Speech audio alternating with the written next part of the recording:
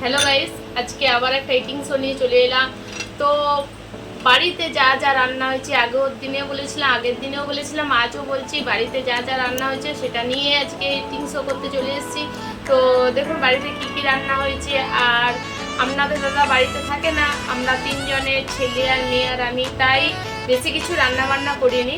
তো এখানে আছে দেখুন ভাত, একটা আদা পেঁয়াজ, বেগুন ভাজা, পটল ভাজা, কাল্লা আলু মাখা, আর এটা পটল আলুর তরকারি, আর ডিম আমলেট, ডিম ভাজা। দেখুন ডিম ভাজা। তো এই দিয়ে আজ আমি খেয়ে নেব।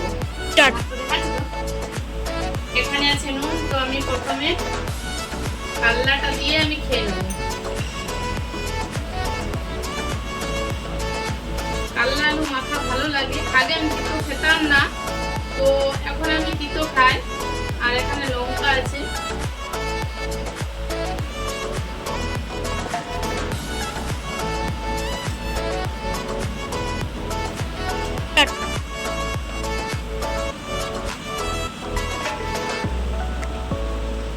পুরো আমি কাল্লাটা দিয়ে ভাতটা মেখে নিলাম।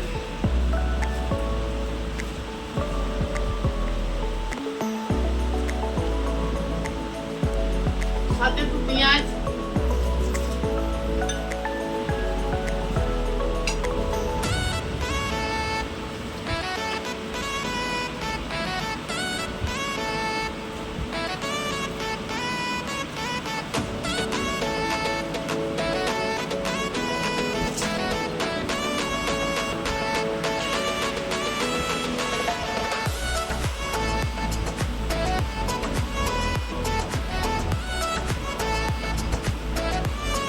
পটল ভাজা।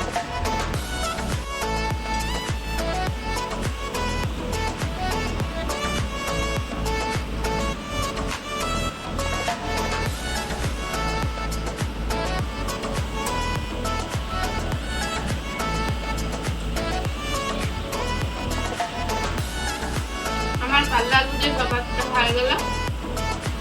এরপর খাবো বেগুন ভাজা।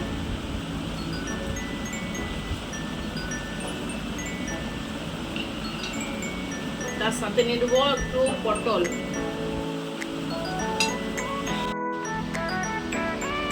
এরপর আমি এই পটলের তরকারিটা দিয়ে সব ভাতটা মেখে নেব।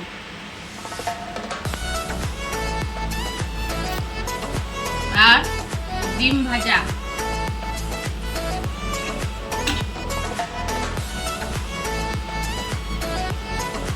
লঙ্কাটা চিপে নিয়েছি, খুব ঝাল লাগছে। এরপর তরকারিটা ভালো করে ভাতে মেখে নেব।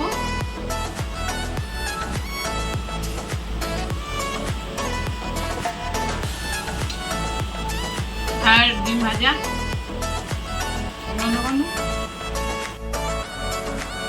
তো আমি ভালো করে অল্প ডিম নিয়ে পটল আলু, পটল ভাজা,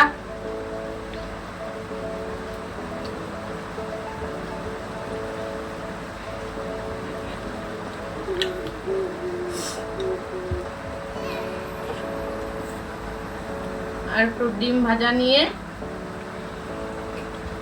আমি খেয়ে নেবো।